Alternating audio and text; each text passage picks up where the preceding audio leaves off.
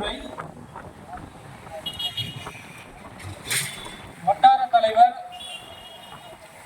ஐயா சுப்பிரமணி அவர்கள்.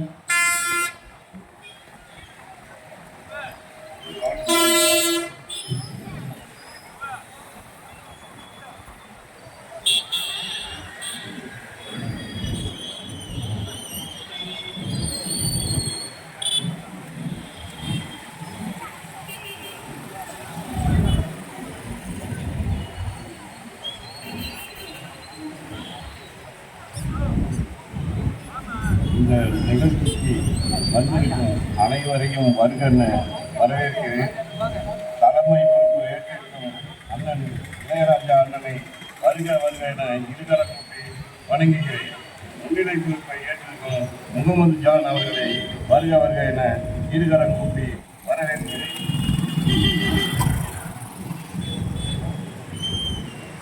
பாரதிதாசன் அவர்களையும் வருக வருக என இருகரம் கூட்டி வரவேற்கிறேன்.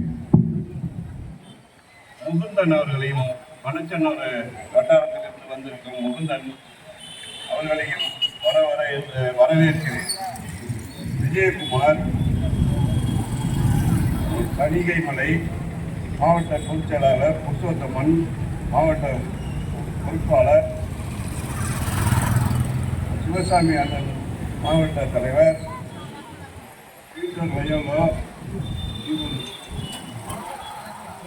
அண்ணன் கண்ணனூரிலிருந்து வந்திருக்காரு. அவர்களையும் வருக வருக என வரவேற்கிறேன்.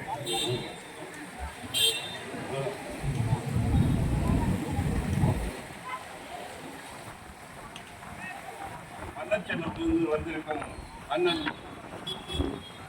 அருணாச்சலம் அவர்களும், பன்னீர்செல்வம் அவர்களையும், மணிமாறன் அவர்களையும், நம்ம லால்குடி மூர்த்தி அவர்களையும் அனைவருக்கும் ராஜாஜர்கள் அண்ணன் முசிறியில் முன்னாள் வட்டார தலைவர் ராஜராஜ சோழன் அவர்களையும் இருகரம் கூப்பி வருக வருக என வரவேற்கிறேன். அண்ணன் பேர் நன்னிமங்கலம் அண்ணன் குமார் அவர்களையும் வருக வருக என வரவேற்கிறேன். அண்ணன் ஜேக்கப் அவர்களையும் வருக வருக என வரவேற்கிறேன். நெஞ்சார்ந்த தாய்குலங்கள் அனைவரையும் இருகரம் கூப்பி வருக வருக என வரவேற்கிறேன். மகிமை ராஜ் அவர்களையும் வருக வருக என வரவேற்கிறேன். மகேஸ்வரி வட்டார துணைத் தலைவரையும் வரவேற்கிறேன். திலகவதி அம்மாவையும் வருக வருக என இருகரம் கூப்பி வரவேற்கிறேன்.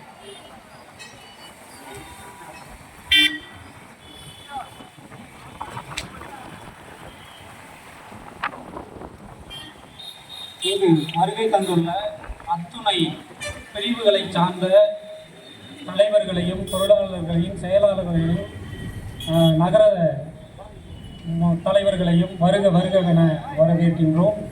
மேலும் நிகழ்ச்சியில் முன்னிலை எடுத்து நடத்தி தரக்கூடிய அன்பிற்குரிய அண்ணன் திரு முகமது ஜான் அவர்களையும், SD பாரதிதாசன் அவர்களையும் நிகழ்ச்சியினை முன்னிலை பொறுப்பேற்று நடத்தி தரும்படி அன்புடன் கேட்டுக்கொள்கின்றோம்.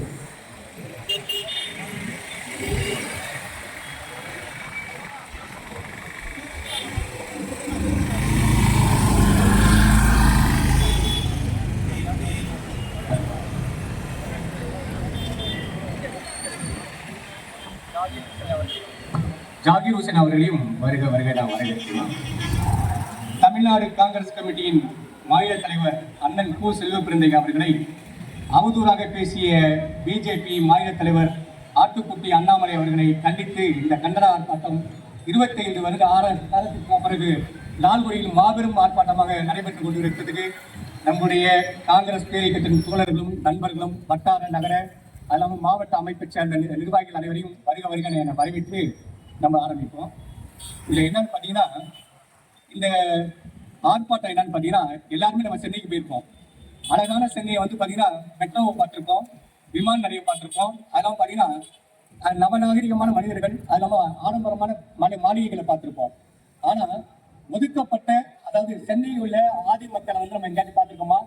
அந்த ஆதி மக்களுடைய அடையாளமா இருக்கக்கூடிய வடசென்னையில அந்த வடசென்னையுடைய சமத்துவ நாயகனாக ஏழை எளிய மக்களுடைய குரலாக இருந்து சமத்துவ நாயகன் ஆம்ஸ்ட்ராங்கனுடைய படுகொலை தான் இந்த ஆர்ப்பாட்டத்திற்காக விதையா மாறி இருக்குது.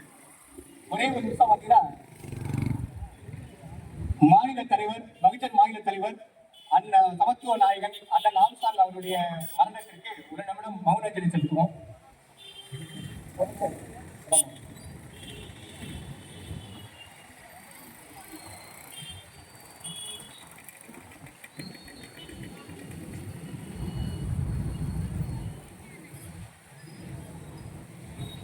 மௌன அஞ்சலி செலுத்திய அனைவருக்கும் நன்றி தெரிவிச்சுக்கிறோம். அதாவது சென்னையுடைய ஏழை எளிய தாழ்த்தப்பட்ட மக்களுடைய அடையாளமாக இருந்தது பார்த்தீங்கன்னா மொத்தம் 4 பேர். ஒன்னு யாருன்னு பார்த்தீங்கன்னா பூவை மூர்த்தியார். அதுக்கடுத்தது பார்த்தீங்கன்னா எழுச்சி தமிழர் விடுதலை சிறுத்தைகளுடைய கட்சியை சேர்ந்த திருமாவளவன். அதுக்கடுத்தது பார்த்தீங்கன்னா பகுஜன் சமாஜ் கட்சியை சேர்ந்த ஆம்ஸ்ட்ராங், தமிழ்நாடு காங்கிரஸ் கமிட்டியை சேர்ந்த நம்முடைய அண்ணன் கு. செல்வ பிறந்தகை அவர். இதை ஏன் சொல்ல வரனா, இந்த 4 பேர் வந்து பாத்தீங்கன்னா அந்த அடிப்படை மக்களுடைய ஏழை எளிய மக்களுடைய ஆதரவா நின்று களத்துல இருந்து மக்களுக்கு போராடிட்டு இருந்தாங்க. இந்த மாதிரி ஒரு நேரத்துல பாத்தீங்கன்னா ஆம்ஸ்ட்ராங் அவர்கள் வந்து பாத்தீங்கன்னா அரசியல் படுகொலை செய்யப்படுறாங்க. இந்த அரசியல் படுகொலை பாத்தீங்கன்னா இன்னைக்கு எல்லாருமே என்ன பண்ணிட்டாங்கன்னா அவர் மேல இருக்கக்கூடிய வன்மத்திலையும் அவர் பாத்தீங்கன்னா அவர் கட்ட பஞ்சாயத்து பண்ணக்கூடியவர், ரவுடிசம் பண்ணக்கூடியவர் அப்படின்னு சொல்லி அவர் வந்து பாத்தீங்கன்னா அது வந்து இது வந்து அவங்களுடைய அண்ணனை பழிவாங்கினதுக்காக தம்பி செஞ்ச படுகொலை உண்டாக்கிட்டாங்க. ஆனா இதைத்தான் வந்து நம்முடைய தமிழ்நாடு காங்கிரஸ் கமிட்டியுடைய மாநில தலைவர் என்ன சொன்னார்னா, இந்த களத்துல நின்னவங்க யார் இதுக்கு ஸ்கெட்ச் போட்டு கொடுத்தவங்க, இவங்க வந்து சாதாரண கூலிமுறையை சார்ந்தவங்களா இருக்க முடியாது. அதுக்கு மேல வந்து பாத்தீங்கன்னா இதை வந்து மிகப்பெரிய ஒரு நெட்வொர்க் தான் இதை வந்து செயல்படுத்திருக்கணும். இந்த படுகொலையை வந்து நம்ம கண்டிக்கணும்.